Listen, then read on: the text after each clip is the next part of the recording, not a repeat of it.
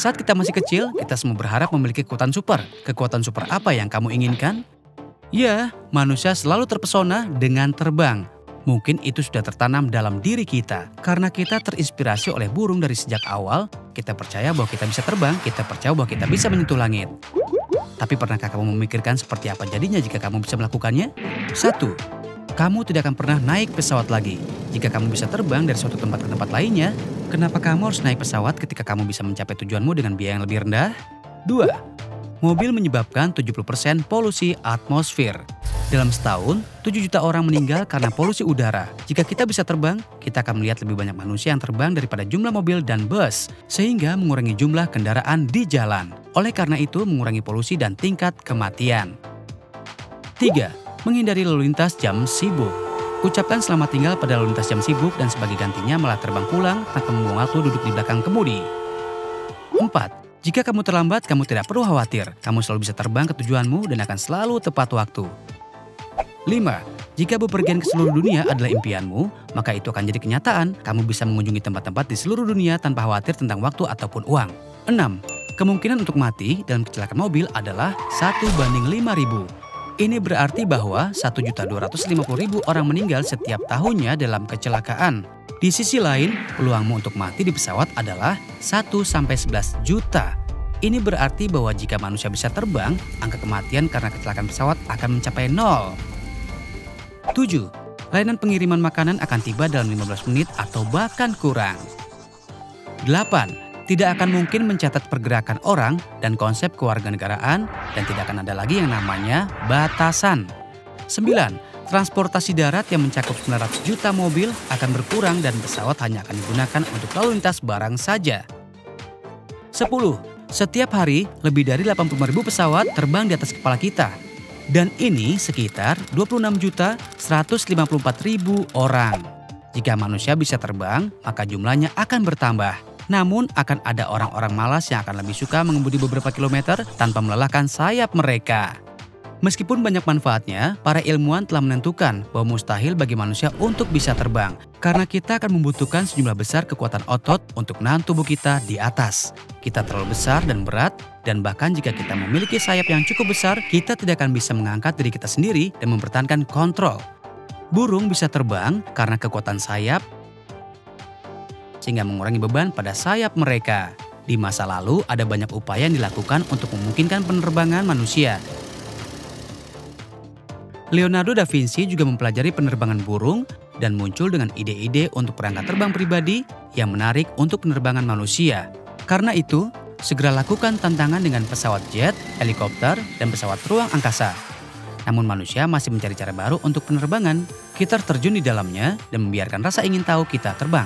Kalau kamu suka video ini, jangan lupa untuk subscribe di channel kami dan berikan komentar di bawah ini tentang bagaimana penerbangan akan menguntungkan dirimu.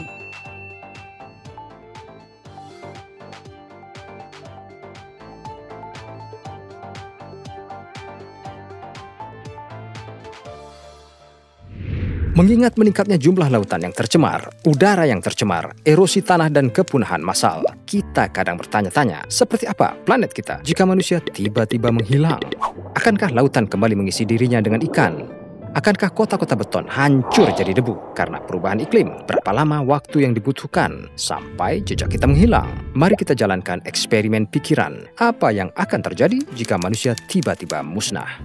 Dalam 1 jam pertama, pemadaman massal akan mulai terjadi di seluruh dunia. Listrik yang dihasilkan dari pembangkit batu bara akan padam setelah bahan bakar habis. Sementara sistem bertenaga angin dan air juga akan mati tanpa pengawasan manusia. Keesokan harinya, tanpa konsumsi daya yang stabil, sebagian besar pembangkit listrik tenaga nuklir akan tutup karena dilengkapi dengan langkah-langkah keselamatan otomatis untuk mencegah kemungkinan kehancuran dalam sistem kereta bawah tanah seperti di London, Moskow, dan kota New York. Lapisan pompa drainase akan ditinggalkan, membanjiri terowongan hanya dalam 3 hari. Pagar listrik mulai runtuh, menyebabkan hewan yang dikurung berkeliaran bebas. Hewan kebun binatang akan lepas dari kandangnya dan pergi menuju kota. Setelah 10 hari, hewan peliharaan akan kesulitan bertahan hidup. Anjing peliharaan yang bertahan harus beradaptasi dengan alam liar. Kucing mungkin juga harus beradaptasi karena mereka adalah makhluk yang lebih mandiri. Mereka memiliki peluang lebih besar untuk bertahan hidup di alam liar.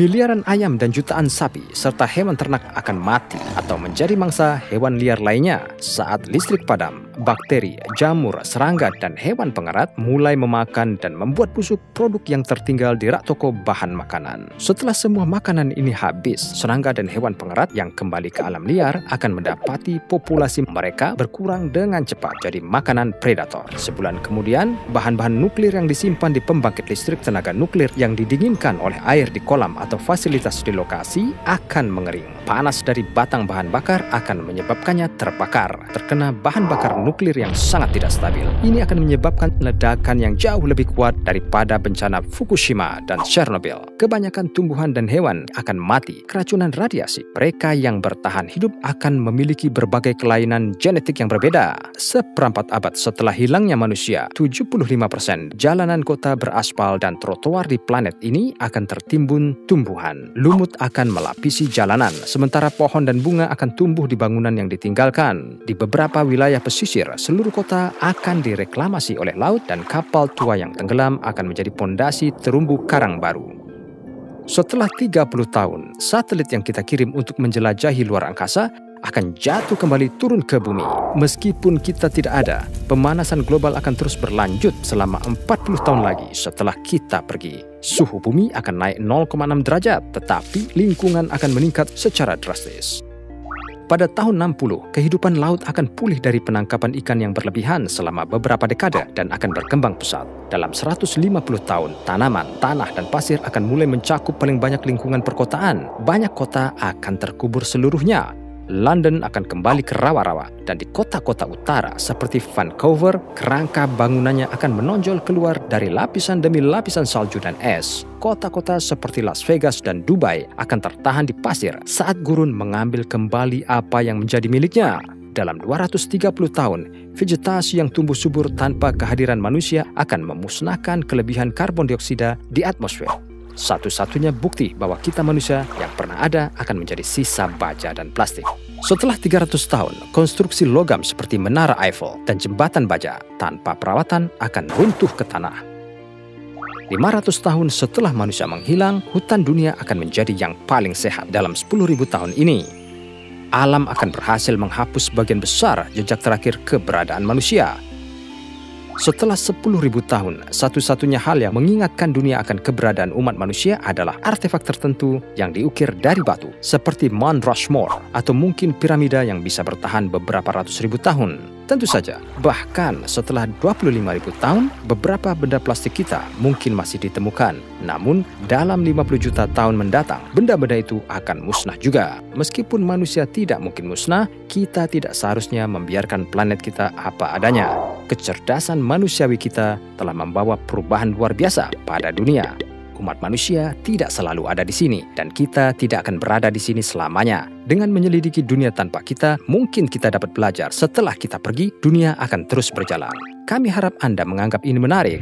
Semua orang tahu tentang gravitasi dan bagaimana Newton menemukannya. Dan ya, kita tahu apa yang akan terjadi jika tidak ada. Tahu nggak kamu, ada beberapa area atau tempat di bumi yang melanggar aturan gravitasi. Untuk mengetahui lebih banyak, nomor 1. Mystery Spot di Santa Cruz, California. Seperti namanya, area ini benar-benar misteri. Tempat ini pertama kali ditemukan oleh surveyor dan ilmuwan bernama Josh Frater pada tahun 1939 di dekat hutan Santa Cruz, California. Mereka memperhatikan ketidakteraturan medan magnet di tempat ini, tapi hanya di 150 kaki persegi dari area lingkaran. Air mengalir ke arah atas. Panah kompas berputar terus-menerus, dan siapapun dapat berdiri miring tanpa jatuh. Tentu saja, jika kamu ingin merasakan bagaimana rasanya berdiri pada sudut bersilang tanpa jatuh, kamu harus mengunjungi situs ini. Nomor 2. Air terjun di Kepulauan Vero. Apa yang kita ketahui tentang air terjun? Airnya jatuh ke bawah kan? Tapi, pernahkah kamu mendengar tentang air terjun yang mengalir ke atas? Begitulah, air terjun di Kepulauan Vero ini mengalir ke atas. Kepulauan Vero terletak di Samudra Atlantik antara Skotlandia dan Islandia. Alasan utama air mengalir ke atas adalah karena hembusan angin kencang yang mengalir ke atas lebih kuat daripada gaya gravitasi. Nomor 3, Golden Rock, Myanmar. Kamu pernah lihat nggak batu yang menyeimbangkan dirinya sendiri tanpa ada gerakan apapun di tepi gunung? Jika kamu pernah mengunjungi Myanmar, kamu pasti pernah melihat ini. Ada sebuah batu besar berlapis daun emas yang berada di tepi tebing bernama Gunung Kiai Tio, dan di atasnya dibangun pagoda kecil. Fakta menarik tentang batu ini, sedikit disentuh pun, tebing tetap ada yang menyokong. Setiap kali kamu melihatnya, serasa batu itu akan jatuh. Tapi batu berdiri kokoh selama berabad-abad. Ini adalah situs ziarah Buddha, dan dikatakan bahwa yang membuat batu besar itu tetap di tempatnya adalah sehelai rambut Buddha. Ya, kita tidak bisa mengatakan apa-apa tentang itu. Tapi di sini, gravitasi pastinya melawan dirinya sendiri. Nomor 4, Tulsi Shyam, Gujarat, India. Tulsi Shyam adalah sebuah tempat di dekat hutan Gir di Gujarat. Ada sebuah bukit di daerah ini di mana kamu dapat menyaksikan kendaraan kamu atau benda apapun merayap menanjak dengan kecepatan 10 hingga 20 km per jam saat kamu mengatur mobil kamu dalam keadaan netral di dasar bukit. Aneh bukan? Ini murni ilusi optik yang terjadi karena struktur tanah di kedua sisi jalan. Ini mungkin terlihat seperti mobil-mobil berguling menanjak, tapi sebenarnya mereka bergerak ke bawah sebagaimana mestinya. Garis cakrawala dan atribut lain di sekitarnya menipu otak menganggap lereng seperti menanjak. Matahari adalah satu-satunya bintang di tata surya kita yang memberikan kehidupan pada semua yang ada di bumi. Apa sebenarnya yang akan terjadi jika matahari tiba-tiba menghilang suatu hari nanti? Apakah kamu dapat mengatasi kegelapan abadi dan suhu dingin? Jika matahari tiba-tiba redup, kamu nggak perlu khawatir, setidaknya selama 8 menit pertama. Setelah itu, kemungkinan neraka besar muncul. Ini bukanlah akhir kehidupan seketika di bumi yang mungkin kita pikirkan. Bumi akan berada dalam kegelapan. Cahaya membutuhkan waktu sekitar 8 menit untuk mencapai bumi dari matahari. Jika matahari menghilang, kita masih akan melihatnya di langit selama 8 menit. Setelah itu, bumi akan menjadi gelap total. Nggak akan ada gaya tarik gravitasi. Matahari adalah titik jangkar tata surya. Pada 333.000 kali masa bumi, yang memberikan tarikan kuat yang membuat planet terkunci pada orbitnya. Jika semua gaya gravitasi lenyap, bumi akan terbang ke angkasa. Masih ada 8 menit untuk merasakannya. Itu karena menurut teori relativitas Einstein, gelombang gravitasi bergerak dengan kecepatan yang sama dengan cahaya. Bulan gak akan terlihat. Kita juga tidak akan dapat melihat bulan setelah kira-kira 8 menit karena kita hanya melihatnya dikarenakan bulan memantulkan cahaya matahari. Tanpa sinar matahari atau sinar bulan, kita akan melihat cahaya damai di langit dari bintang dan planet lain di planet lain. Listrik akan tetap berfungsi, kota-kota akan tetap menyala selama listrik bertahan. Tidak ada fotosintesis. Tanpa sinar matahari, fotosintesis akan berhenti, tapi itu hanya akan membunuh beberapa tanaman. Ada beberapa pohon besar yang dapat bertahan selama beberapa dekade. Suhu nggak akan bertahan. Dalam beberapa hari, suhu akan mulai turun dan setiap manusia yang tersisa di permukaan planet akan segera mati. Lautan membeku. Dalam 2 bulan, permukaan laut akan membeku dan perlu 1000 tahun lagi bagi lautan menjadi beku kemudian padat. Pada saat itu, atmosfer akan runtuh, radiasi akan merembes masuk, dan bumi akan menjadi gurun yang tak ramah yang melayang tanpa tujuan di ruang angkasa. Kita beruntung, matahari tidak menunjukkan tanda-tanda menghilang dalam waktu dekat. Kamu tahu nggak sedang diawasi? Setiap saat, setiap tindakan, reaksi, dan gerakan fisik sedang diperhitungkan. Kamu dihakimi sepanjang waktu, suka atau tidak. Isyarat dan gerak tubuhmu menceritakan tentang kamu. Bahasa tubuh dapat mengungkapkan apa yang dipikirkan atau dirasakan seseorang. Kamu hanya perlu membaca yang tersirat, dan begitu kamu melakukannya, kamu mendapatkan manfaat dari sini. Mari selami beberapa contoh mempelajari cara membaca pikiran seseorang. Mengusap hidungmu saat berbicara menyatakan bahwa kamu nggak jujur. Ungkapan mengusap hidung bermakna mengingatkan seseorang tentang kesalahan atau kegagalan berulang kali yang tidak mereka sukai. Mengusap mata berarti kamu ragu atau nggak percaya dengan apa yang kamu dengar, kecuali jika kamu terkena flu atau ada sesuatu yang nyangkut di mata kamu. Ekspresi mikro adalah sinyal nonverbal umum lainnya yang perlu kamu perhatikan. Ungkapan-ungkapan ini mungkin muncul secepat 1/25 detik, tetapi mereka biasanya mengungkapkan keadaan pikiran seseorang selama percakapan dan akan membantu kamu memahami apa yang mereka lindungi atau sembunyikan. Bahkan Bahkan mulut kamu dan variasi yang kamu buat dengannya mengungkapkan apa yang kamu rasakan. Menutup mulut kamu mungkin sopan jika orang itu menguap atau batuk, tetapi kadang-kadang digunakan untuk menyembunyikan emosi atau perasaan kamu tentang topik yang dibahas. Bibir yang mengerut mungkin menjadi indikator ketidakpercayaan atau ketidaksetujuan. Menggigit bibir menunjukkan bahwa kamu stres, cemas, atau khawatir. Menggigit bibir yang sama jika disertai dengan seringai bisa dianggap genit. Bukan hanya ini, tindakan sederhana pun dapat ditafsirkan berbeda. Seperti memelintir rambutmu saat rapat bisa jadi menandakan kamu bingung atau nggak fokus. Mungkin juga kamu gugup dan kurang percaya diri. Sementara di sisi lain, jika kamu memelintir rambutmu dengan senyum manis dan alis yang berkerut, kamu bisa terlihat genit.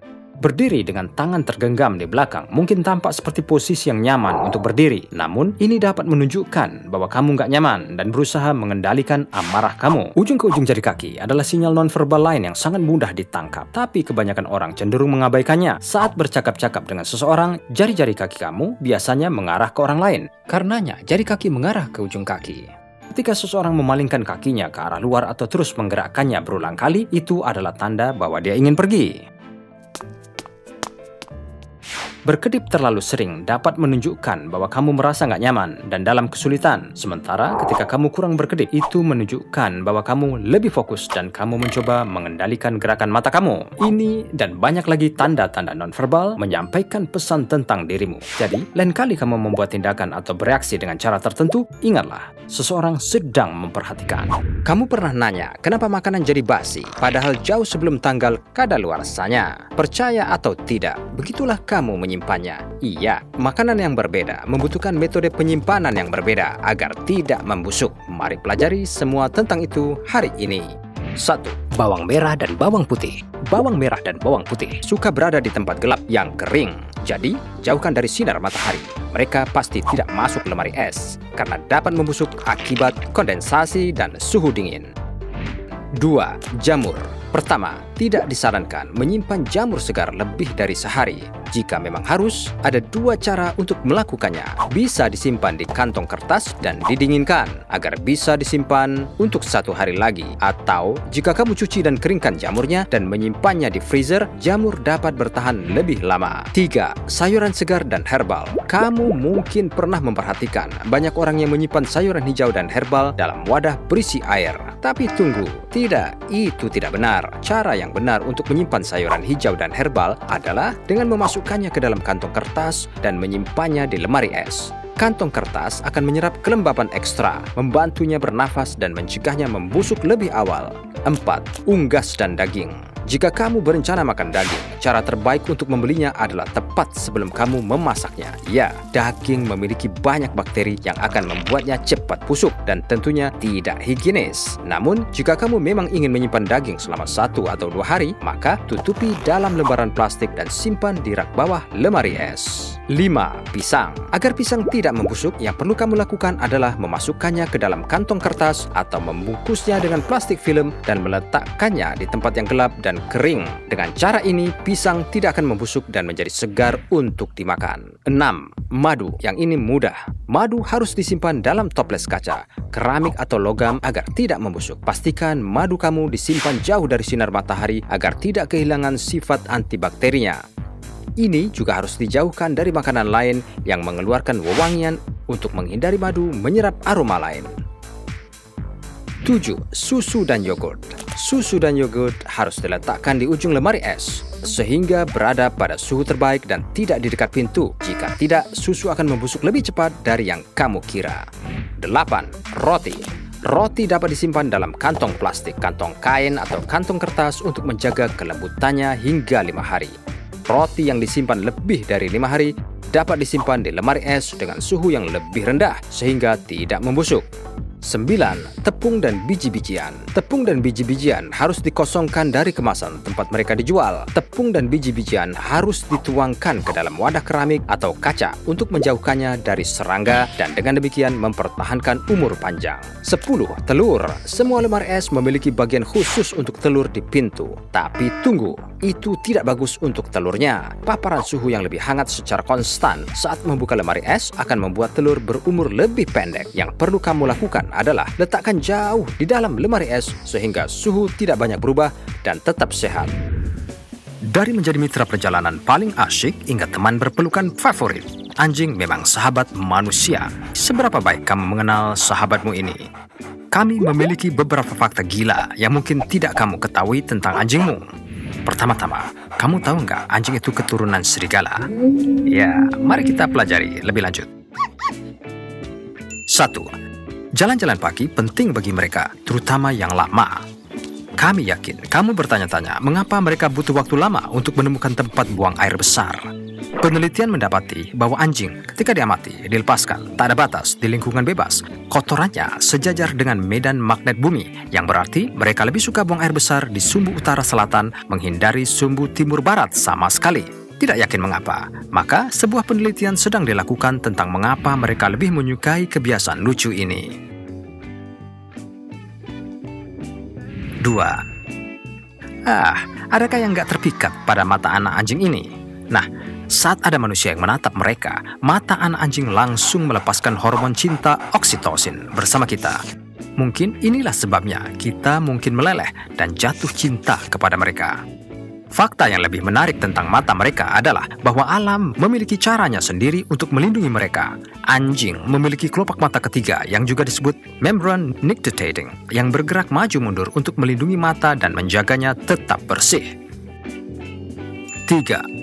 Mensterilkan anjing pastinya meningkatkan hidupnya dan mengontrol populasi si anjing. Itulah sebabnya mengapa ini disukai oleh banyak pemilik anjing. Namun, pernah mikir nggak apa yang mungkin terjadi jika kamu tidak memandulkan anjing betinamu, pasangannya, atau keturunannya? Pada reproduksi konstan, kamu bisa-bisa memiliki rumah yang penuh dengan 67.000 anjing. Hanya dalam 6 tahun. Wow, kamu membangun keluarga besar. 4. Menyaksikan seekor anjing bereaksi terhadap suara aneh dengan gerakan telinganya bisa terlihat sangat lucu, bukan?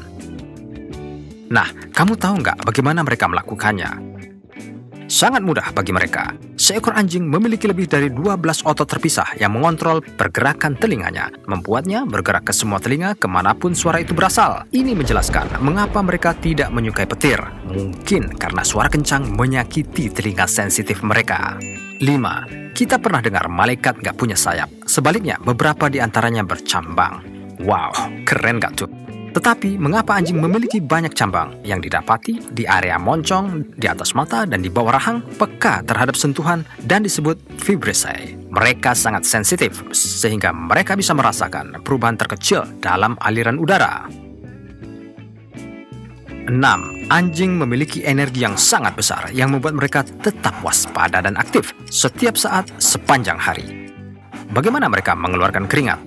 Nah, anjing tidak seperti manusia berkeringat, hanya dari area yang tidak memiliki bulu, yaitu keringat dari hidung dan cakarnya. 7. Seringkali kita merasa anak anjing kecil mungkin takut kegelapan. Tapi inilah fakta yang menarik. Anjing sebenarnya dapat melihat dalam gelap dengan bantuan tapetum lucidum, selaput seperti cermin di mata anjing, sehingga membantu mereka melihat dalam gelap. 8.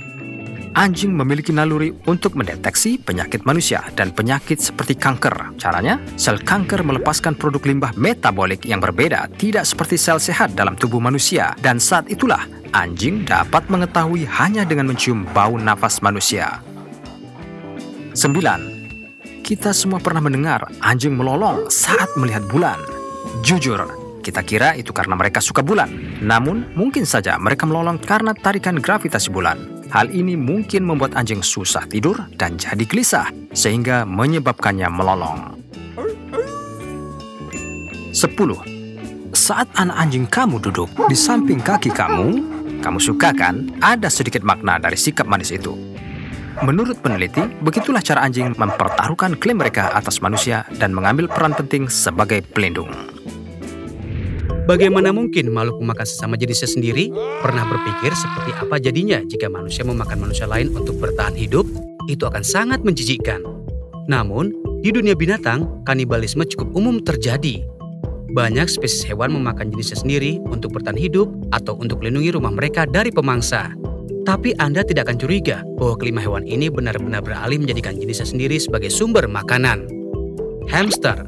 Mungkin terlihat lucu, Tapi sebagian besar spesies hamster adalah kanibal. Baik hamster jantan dan betina memakan anak-anak mereka jika mereka lemah atau sakit. Seekor betina bisa membunuh bayinya jika jumlah mereka terlalu banyak dan jika dia tidak bisa membela mereka ketika wilayahnya dalam bahaya. Belalang sembah. Jelas, itu tidak sesuci seperti namanya. Spesies betina belalang sembah terkadang menggigit kepala kekasihnya segera setelah dia kawin untuk menopang dirinya sendiri dan untuk merawat calon keturunannya. Ini juga jadi lebih mudah karena ukuran jantan umumnya lebih kecil. Kelinci sangat menggemaskan dan juga sangat bersih. Sangat bersih sehingga induknya memakan anaknya hanya untuk menjaga semuanya tetap bersih setelah melahirkan. Induk kelinci kadang-kadang juga memakan bayinya jika dia merasakan ada predator untuk melindungi dirinya dan juga kelinci-kelinci lainnya. Dan dikenal juga bahwa kelinci memakan bayi mereka jika mereka sangat kelaparan, haus, atau kedinginan. Beruang kutub. Baru-baru ini tercatat bahwa beruang kutub terpaksa memakan anak-anak mereka sendiri karena pemanasan global. Jadi sangat sulit bagi mereka untuk berburu anjing laut karena hilangnya balok es. Karena itu untuk bertahan hidup, mereka terpaksa memakan bayi mereka sendiri. Ayam. Ayam mematuk satu sama lain untuk membangun kekuasaan dan hierarki. Atau disebut juga pecking order.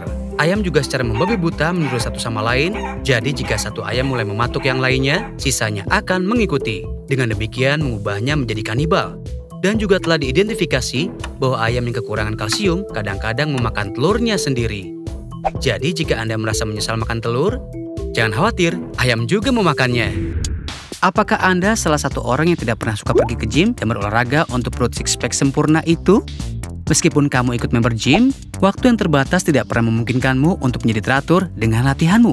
Kamu mungkin harus bekerja lembur karena bos yang cerewet dan dia butuh presentasi itu selesai secepatnya. Kamu mungkin harus membawa anak-anakmu ke taman atau pergi membeli bahan makanan dan sebelum kamu menyadarinya, hari itu sudah selesai. Kami mengerti teman-temanku, kita semua terjebak dalam siklus yang sama. Ketika kita berbicara tentang berolahraga atau hidup yang sehat, ada banyak informasi online dan tidak semuanya didukung oleh penelitian. Tapi kami melangkah lebih jauh dan menemukan 5 cara cepat yang mudah untukmu, yang bukan hanya menyenangkan, tapi efektif untuk menghilangkan lemak di perutmu. Dan pada akhir video ini, Anda pasti akan merasa lebih ringan. Ayo kita mulai. Air hangat dan lemon. Kita semua tahu lemon mengandung vitamin C, tapi bukan itu saja yang mereka tawarkan. Mereka tidak hanya rendah gula, tapi mengandung segala sesuatu mulai dari vitamin B6, vitamin A, vitamin E, dan lebih banyak lagi. Lemon juga mengandung lebih banyak potasium daripada apel atau anggur. Tingginya kadar kalium dalam lemon menstimulasi fungsi otak dan juga saraf. Ingat presentasi yang ditunggu bosmu, kamu membutuhkan otak yang sehat untuk menyelesaikannya. Manfaat lemon bagi kesehatan melebihi vitamin dan juga mineral. Satu studi penelitian menemukan bahwa polifenol dalam jus lemon memiliki kekuatan untuk menekan akumulasi lemak dalam tubuh.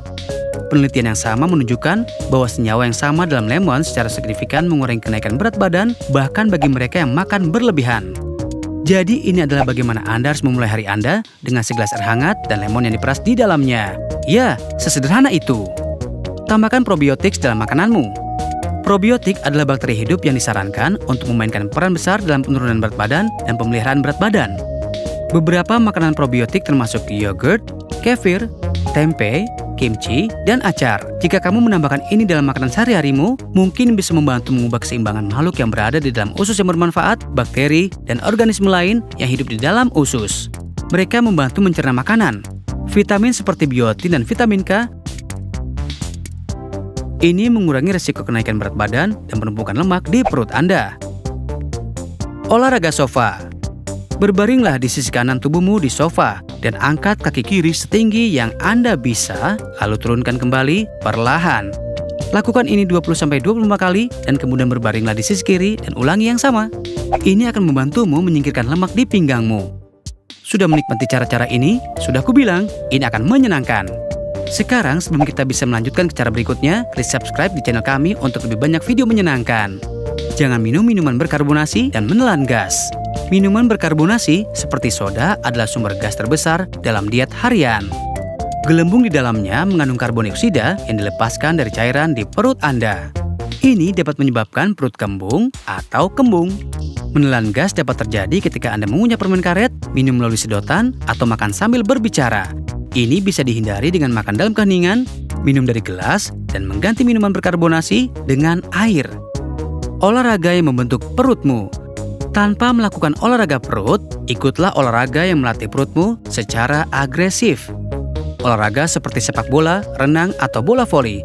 Menurut American College of Sports Medicine, Anda dapat membakar lebih banyak kalori dalam waktu lebih singkat dengan permainan olahraga intensitas tinggi yang singkat. Jadi begitulah kawan-kawan, beberapa cara yang kurang dikenal untuk menghilangkan lemak perut Anda. Cobalah ini dan merasa lebih baik. Apa yang terlintas di pikiranmu ketika kamu mendengar kata kecerdasan? Kamu mungkin berpikir tentang tes matematika, sains, atau IQ dengan algoritma dan pertanyaan yang rumit, bukan? Jika kamu pandai belajar matematika ataupun bahasa, maka sekolah pasti jadi pengalaman yang lebih menyenangkan bagimu. Karena ini adalah dua jenis kecerdasan yang menjadi fokus utama dalam sistem pendidikan kita. Pandangan ini telah mulai berubah dalam beberapa tahun terakhir dengan sebuah teori yang menunjukkan bahwa ada 9 jenis kecerdasan. Psikolog Amerika Howard Gardner mengembangkan teori of multiple intelligences yang menjabarkan 9 area di mana orang bisa menjadi mahir. Inilah 9 jenis kecerdasan. Nomor 1. Kecerdasan naturalis atau cerdas alami. Orang-orang yang memiliki kecerdasan naturalis tinggi akan lebih selaras dengan alam dan cinta memelihara lingkungan, menjelajahi lingkungan, dan belajar tentang makhluk hidup lainnya. Orang-orang ini sangat menyadari bahkan perubahan terkecil di lingkungan mereka. Mereka tertarik pada mata pelajaran seperti botani, biologi, dan zoologi. Mereka mungkin menikmati berkemah, berkebun, hiking, dan menjelajahi alam terbuka. Nomor 2. Kecerdasan musikal atau kecerdasan bunyi. Orang yang memiliki kecerdasan musikal yang kuat pandai berpikir dalam pola, ritme, dan suara. Mereka memiliki apresiasi yang kuat untuk musik dan seringkali mahir dalam komposisi musik dan pertunjukan. Mereka menikmati bernyanyi dan memainkan alat musik, mengenali pola dan nada musik dengan sangat mudah. Nomor 3. Kecerdasan logis matematis atau angka atau penalaran cerdas. Orang-orang dengan kecerdasan logis matematik yang tinggi pandai dalam berpikir, mengenali pola, dan menganalisa masalah secara logis. Mereka memiliki keterampilan yang sangat baik dalam memecahkan masalah dan pandai memecahkan perhitungan yang kompleks. Nomor 4. Kecerdasan eksistensial atau hidup cerdas. Orang dengan kecerdasan eksistensial yang tinggi adalah pemikir filosofis yang baik. Mereka cenderung memikirkan pertanyaan yang lebih dalam tentang kehidupan dan keberadaan manusia, seperti mana hidup, kenapa kita mati, dan bagaimana kita sampai di sini. Nomor 5. Kecerdasan interpersonal atau orang cerdas. Mereka yang memiliki kecerdasan interpersonal yang kuat pandai memahami dan berinteraksi dengan orang lain. Individu-individu ini terampil menilai emosi, motivasi, keinginan, dan niat dari orang-orang di sekitar mereka. Mereka pandai komunikasi verbal dan non-verbal. Nomor 6. Kecerdasan kinestetik tubuh. Tubuh cerdas. Mereka yang memiliki kecerdasan kinestetik tubuh yang tinggi dikatakan memiliki koordinasi fisik yang sangat baik. Mereka cenderung memiliki koordinasi tangan, mata, dan keterampilan yang sangat baik dan pandai menari dan juga olahraga. Nomor 7. Kecerdasan linguistik atau pintar kata. Orang yang kuat dalam kecerdasan linguistik verbal mampu menggunakan kata-kata dengan baik saat menulis maupun berbicara. Orang-orang ini biasanya sangat pandai menulis cerita, menghafal informasi, dan membaca. Mereka pandai berdebat atau memberikan pidato persuasif dan mampu menjelaskan hal-hal dengan baik. Nomor 8. Intrapersonal intelligence atau kecerdasan diri. Individu dengan kecerdasan intrapersonal tinggi memiliki kesadaran diri yang sangat baik dan lebih selaras dengan keadaan emosi, perasaan, dan motivasi mereka sendiri. Mereka cenderung menikmati refleksi dan analisis diri, termasuk melamun, mengeksplorasi hubungan dengan orang lain, dan menilai kekuatan pribadi mereka. Nomor 9. Kecerdasan visual spasial atau cerdas gambar. Orang-orang yang kuat dalam kecerdasan visual spasial pandai memvisualisasikan sesuatu dan mengenali pola dengan mudah. Orang-orang ini sering ahli dengan petunjuk arah serta peta, grafik, video, dan gambar. Mereka pandai menyusun puzzle, menafsirkan gambar, grafik, dan bagan. Jadi, itu adalah 9 jenis kecerdasan. Menurutmu, manakah di antara ini yang terbaik menggambarkan dirimu? Zat kimia dalam tato. Ingat ketika Johnny Depp berkata, "Tubuhku adalah buku harianku dan tatoku adalah kisahku." Kita semua ingin kulit kita menceritakan kisah kita dengan tato kreatif karena itu sangat pribadi, selalu trendy, dan sangat keren. Bahkan manusia gua prasejarah menggunakan tato yang terbuat dari jelaga, arang, dan pigmen alami lainnya. Tapi, tahukah kamu apa yang ada di dalam tatomu hari ini? Apa sumber warna-warni ini dan beberapa besar pengaruhnya terhadap tubuhmu dalam jangka panjang? Seniman tato memang bersertifikat sehingga mereka bisa membuatnya secara legal. Namun, sebagian besar seniman dan penggemarnya tidak tahu bahan kimia apa yang ada dalam tinta mereka, yang sebenarnya bisa sangat banyak. Kecuali mereka seorang profesional dan mencampur tinta mereka sendiri dari pigmen kering. Dan karena tinta dan pigmen tidak benar-benar diatur oleh otoritas pemerintah manapun, kita tidak akan pernah tahu apakah itu boleh digunakan sebagai tinta tato pada kulit. Itu mengarahkan kita pada pertanyaan, pigmen apa yang umumnya digunakan? Ya, ada yang bersumber dari bahan-bahan alami, sementara ada yang bersumber dari tekstil, plastik, atau bahkan industri otomotif. Sebuah pusat penelitian bersama atau GRC 2016 menyajikan laporan di mana berbagai macam pigmen tato dianalisis dan bahan-bahan yang paling diperhatikan tercantum. Yang paling berbahaya dikenal sebagai polycyclic aromatic hydrocarbon atau PAHs. Suatu kelompok kimia yang ditemukan pada kebanyakan tinta hitam yang mengandung karsinogen yang bisa berpindah dari kulit ke kelenjar getah bening. Ada juga pigmen azo yang membentuk sekitar 60% bahan warna dalam tinta tato. Meskipun diyakini bahwa pigmen azo aman ketika awal pertama kali memasuki kulit, namun mereka bisa terdegradasi dari waktu ke waktu menjadi senyawa yang berpotensi menyebabkan kanker. Sebuah survei di Swiss terhadap 229 tinta tato juga menemukan bahan pengawet bermasalah yang serupa.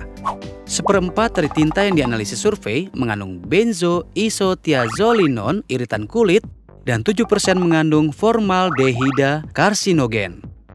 Kamu akan terkejut, tapi tinta tato juga bisa mengandung logam berbahaya seperti nikel, kromium, dan kobalt. Itu gila. Apa kamu tidak berpikir sesuatu yang keren seperti tato bisa berbahaya juga? Tapi hey, artinya bukannya tidak bisa mendapatkan tato. Yang harus kamu lakukan adalah menjadi pelanggan yang sudah diberi informasi ketika kamu mengunjungi seniman tato untuk mendapatkan tato. Inilah yang perlu kamu ketahui. Pertama, pigmen modern berkualitas tinggi biasanya dibuat dari berbagai garam logam, dan logam yang berbeda bisa menimbulkan resiko yang berbeda, yang berarti warna tertentu bisa lebih tidak aman daripada yang lainnya. Tinta merah khususnya diketahui menyebabkan reaksi sensitivitas dan masalah kesehatan lainnya lebih sering daripada tinta hitam yang bisa dengan mudah diproduksi dari sumber yang aman. Biru dan hijau terbuat dari garam tembaga berkualitas tinggi dan cenderung aman juga. Tapi kamu harus berhati-hati terhadap biru berbasis kobalt.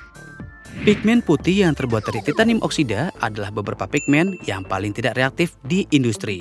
Sementara pigmen kuning sering berasal dari sumber alami seperti kunyit atau temulawak. Mereka umumnya diketahui menimbulkan reaksi karena seberapa banyak pigmen yang dibutuhkan untuk membuat warna yang cerah. Saran lain yang sangat penting adalah untuk tidak pergi ke seniman tato yang murah.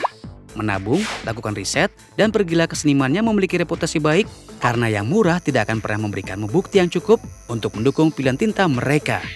Dan selalu bertanya pada senimanmu detail dari tinta dan warna, karena tatomu akan tetap bersamamu seumur hidupmu, menceritakan kisah yang sangat kau sayangi. Jadi, kamu perlu yang luar biasa dengan kualitas yang hebat. Bukankah kamu setuju? Ketika kamu mengikuti kata hatimu, kemana perginya dirimu? Kami yakin itu akan membawamu ke lemari esmu dan kadang-kadang ke restoran favoritmu di kota atau restoran lainnya. Tapi, tahukah kamu tempat asal muasal dari apa yang kamu makan? Ya, terkadang makanan bisa lucu. Kamu mungkin berpikir kamu tahu dari mana hidangan itu berasal atau milik masakan tertentu. Tapi, kamu akan terkejut mengetahui tempat asalnya. Mari kita bicara tentang beberapa hidangan yang bukan berasal dari tempat yang kita pikir. French fries. Ya, satu hal yang kita benci untuk dibagikan bukan benar-benar berasal dari tempat yang kita pikirkan.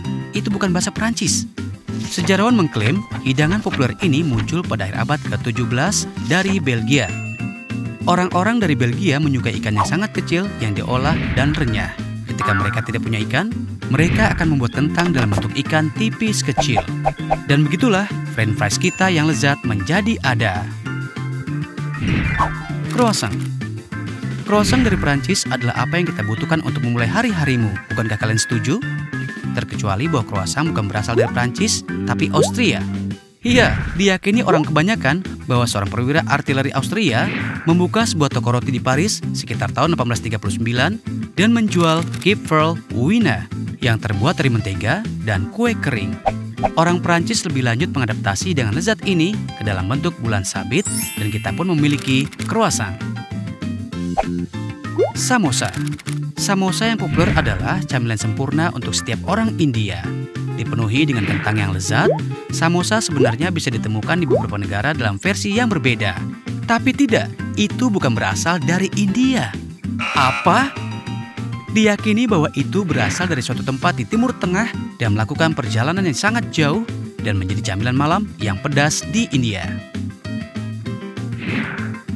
Apple pie. Amerika adalah pie apple. Ini adalah ungkapan yang sangat populer di Amerika Serikat yang menunjukkan sesuatu yang dianggap semua orang Amerika. Tapi apakah itu sebenarnya berasal dari Amerika Serikat?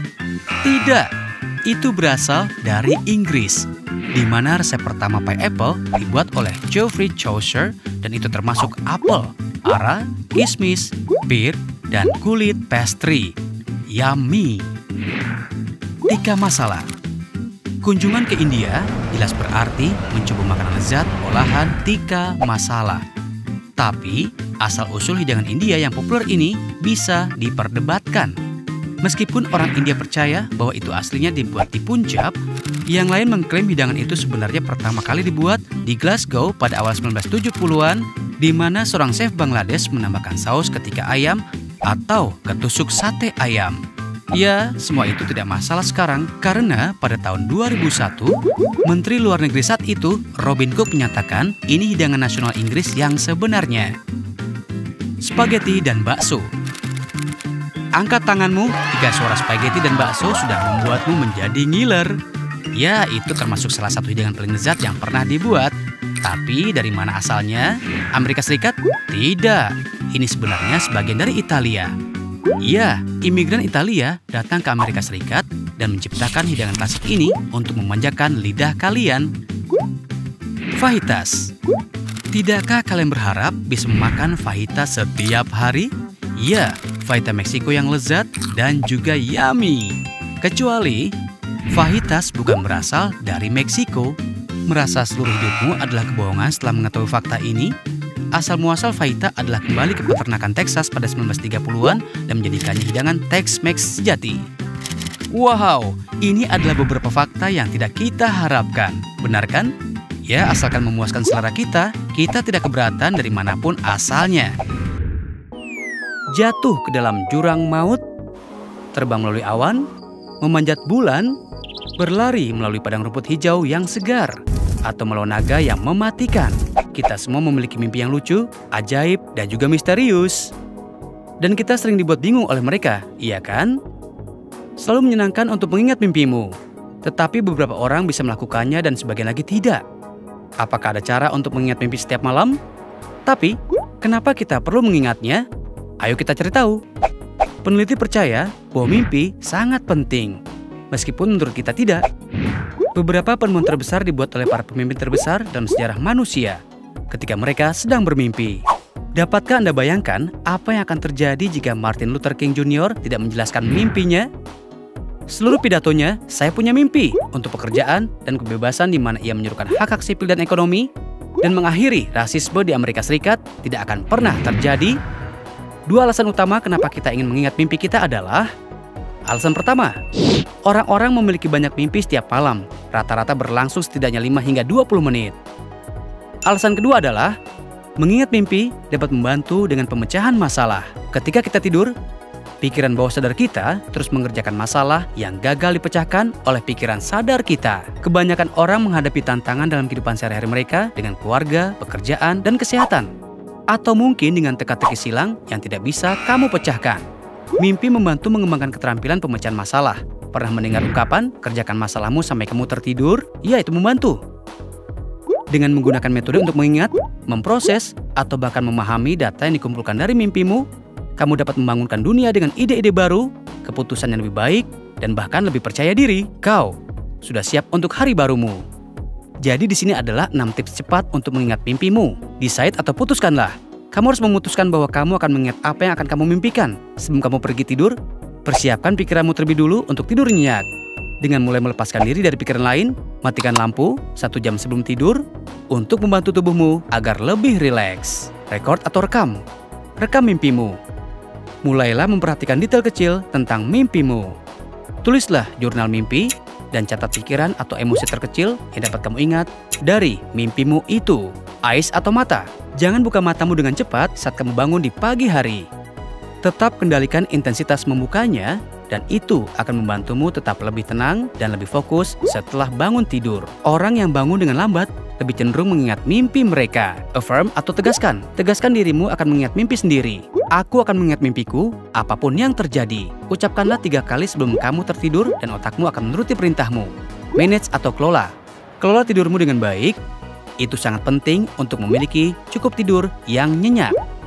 Pola mimpi yang lebih teratur terjadi ketika kamu memasuki fase tubuh siap bermimpi saat kamu sedang tertidur nyenyak. Jadi tidur nyenyak dan bermimpilah dengan baik. Share atau ceritakan. Ceritakanlah mimpimu dengan teman, keluarga, dan orang yang kamu cintai. Semakin kamu mengakui dan berbicara tentang mimpi tersebut, semakin kamu akan mengingatnya dan membuat mimpi tersebut masuk akal juga. Angkat tanganmu jika kau pernah mendengar bahwa kau harus berusaha melakukan 10.000 langkah dalam sehari. Meskipun jika kau tidak memiliki alat pelacak kebugaran seperti Fitbit atau Apple Watch. Menurut alat pelacak kebugaran dan pedometer, mengambil 10.000 langkah sehari adalah salah satu cara terbaik untuk menjalani gaya hidup yang sehat. Dan coba tebak, kita memiliki seluruh industri yang dibangun berdasarkan atas klaim ini. Tapi kenapa? Apa yang istimewa dari angka 10.000? Kenapa bukan yang lain? Bagaimana para dokter dan ilmuwan mengetahui bahwa ini adalah angka yang sempurna untuk menjaga kesehatan dan kebugaran? Ternyata, angka bulat yang bagus ini tidak didukung oleh sains. Asal-usul angka ini bisa ditelusuri kembali di pertengahan 1960-an di Jepang ketika pedometer yang bisa digunakan keluar untuk pertama kalinya di dunia. Para pengembang menamakan perangkatnya Manpoke yang secara harfiah diterjemahkan menjadi 10.000 langkah meter. Mereka kemudian mengambil keuntungan dari kemeriahan Olimpiade Tokyo 1964 untuk mempromosikannya. Sekarang, beberapa dekade kemudian, orang-orang berusaha untuk mencapai sejumlah besar langkah ini berkat pemasaran yang cerdik dan juga tidak banyak sains. Tidak ada bukti konklusif bahwa 10.000 langkah harus menjadi tujuan kesehatan utamamu. Sebaliknya, yang sebenarnya paling penting adalah seberapa cepat kau bergerak dan itu didukung oleh sains. Penelitian juga menunjukkan bahwa olahraga ringan atau berat berkaitan dengan lebih sedikitnya gejala depresi, berkurangnya perasaan cemas, kualitas tidur yang lebih baik, kekuatan tulang yang lebih tinggi, dan lain-lain. Itulah sebabnya banyak pedoman kesehatan merekomendasikan jumlah waktu tertentu untuk suatu kegiatan daripada sejumlah langkah. Misalnya, di antara orang Amerika, rata-rata orang dewasa harus mendapatkan minimal 150 menit olahraga ringan atau sekitar 75 menit olahraga berat setiap minggunya. Dan coba tebak, kita bisa menerjemahkan pedoman kesehatan ini menjadi langkah juga. Bagaimana? Kamu mungkin ingin bertanya? Olahraga ringan membantumu membakar setidaknya 3 kali jumlah energi yang akan kau bakar, sementara kau sebenarnya tidak melakukan apa-apa. Penelitian menunjukkan bahwa untuk beberapa orang dewasa, ini setara dengan berjalan dengan kecepatan 100 langkah per menit, atau sekitar 4 km per jam. Jadi, kau harus berjalan sekitar 15.000 langkah per minggu, atau sekitar 2.100 langkah per harinya. Tapi hey, jangan khawatir jika kau tidak bisa mendapatkan langkah-langkah itu. Ada banyak cara lain untuk berolahraga jika menjalani semua langkah ini bukan yang kau inginkan. Kau hanya perlu mengikuti rekomendasi ini dari American Heart Association. Bugar dalam 150 plus. Dapatkan setidaknya 150 menit per minggu aktivitas aerobik intensitas sedang atau 75 menit per minggu aktivitas aerobik yang kuat, atau kombinasi keduanya. Mana yang lebih disukai dibagi sepanjang minggu. Bergerak lebih, kurangi duduk. Bangun dan bergerak sepanjang hari. Aktivitas apapun lebih baik daripada tidak sama sekali. Tambahkan intensitas. Latihan aerobik sedang hingga berat adalah yang terbaik.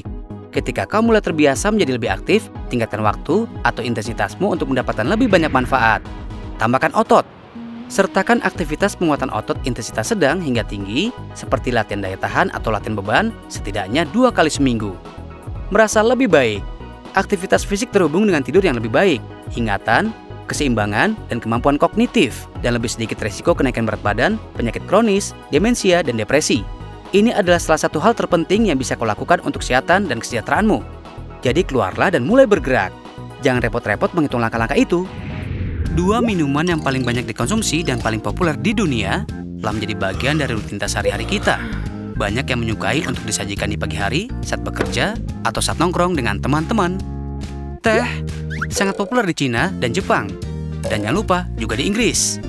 Dan kopi yang merupakan minuman nomor 1 di Amerika Serikat.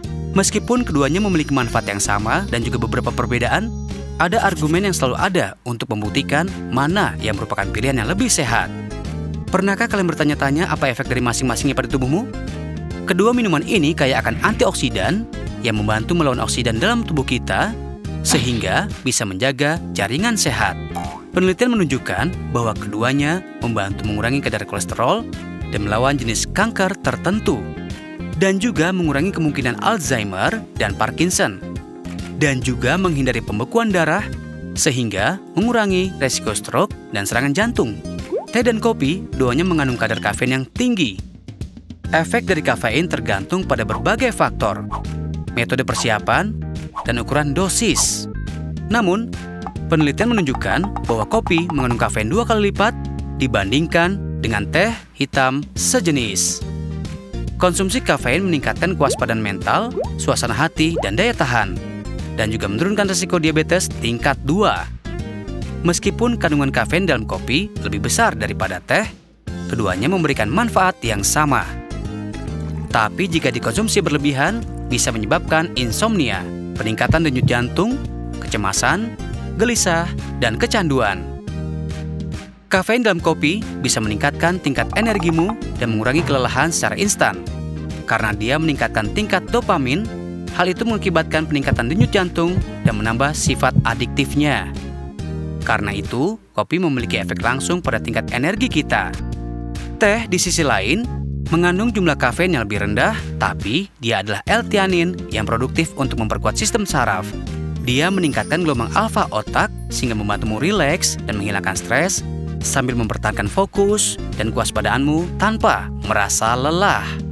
Oleh karena itu, kopi adalah jawaban untukmu jika kau mencari efek yang instan. Dan teh jika kau lebih suka dorongan energi yang lebih menyejukkan dan menenangkan. Tingkat kafein dalam kopi juga membantu menurunkan berat badan karena memiliki sifat membakar lemak yang akan menghambat produksi sel-sel lemak dalam tubuh. Sementara polifenol yang terkandung dalam teh mengurangi penambahan berat badan. Namun, jika dikonsumsi dengan krim, gula, dan perasa lain yang ingin kau tambahkan ke dalam cangkir harianmu, itu bisa meningkatkan asupan kalorimu. Dan dengan demikian, mengubah minuman sehatmu menjadi pencuci mulut instan. Tapi tunggu sebentar, minuman mana yang lebih sehat?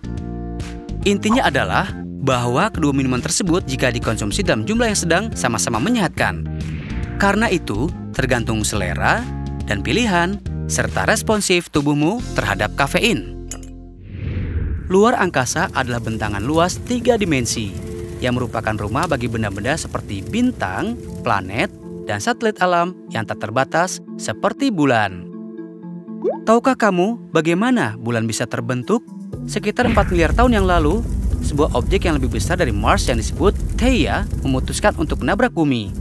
Dan kecelakaan besar itu juga dikenal sebagai teori dampak raksasa membelah bumi, dan di sana kita memiliki bulan.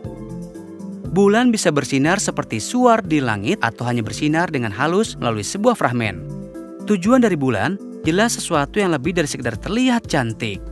Kehidupan di bumi sebagian besar dipengaruhi oleh bulan. Oleh karena itu penting bahwa bulan berada di dekat bumi. Tapi bulan selalu bergerak. Tahukah kamu bahwa setiap tahun bulan melayang lebih jauh dengan perkiraan 1,5 inci dari bumi?